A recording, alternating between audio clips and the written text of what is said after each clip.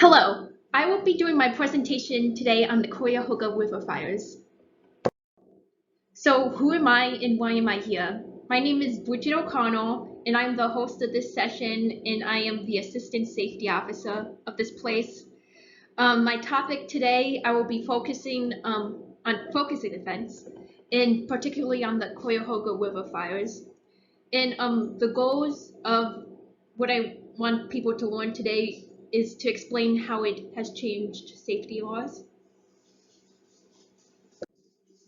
So what is a focusing event? It's when people demand change over events or situations. This can happen when rules or regulations or lack of are brought to attention. And the importance is when it creates a lot of attention and hopefully it can create a positive resolution. And because of this, new laws and next steps can prevent this from happening again. So the Cuyahoga River fires in general, it happened in Cleveland, Ohio.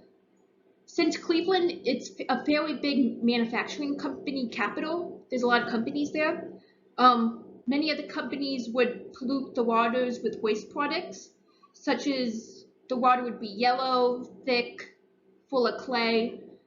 It had no life in it, no fish, no marine life, and it smelled.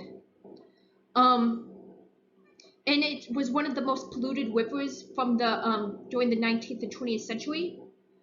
Um, in 100 years, it caught fire 13 times. So the first fire was in 1968 that the first fire ever. And the most dangerous one was in 1912, where 5 people died and boats were destroyed. What I'll be focusing on today for the focusing event is the most infamous fire, the 1969 river fire.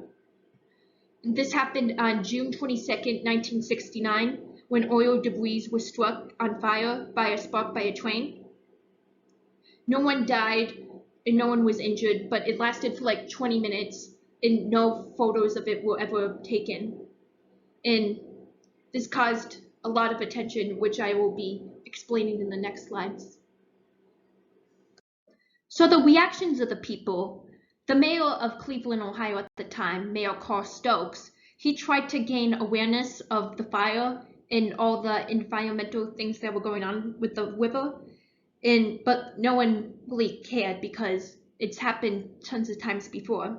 But however, Time magazine, it was featured in that magazine in the environmental section, which gained the fire national attention and the river national attention, and people demanded action after this, and they wanted this to stop, which then it became a focusing event.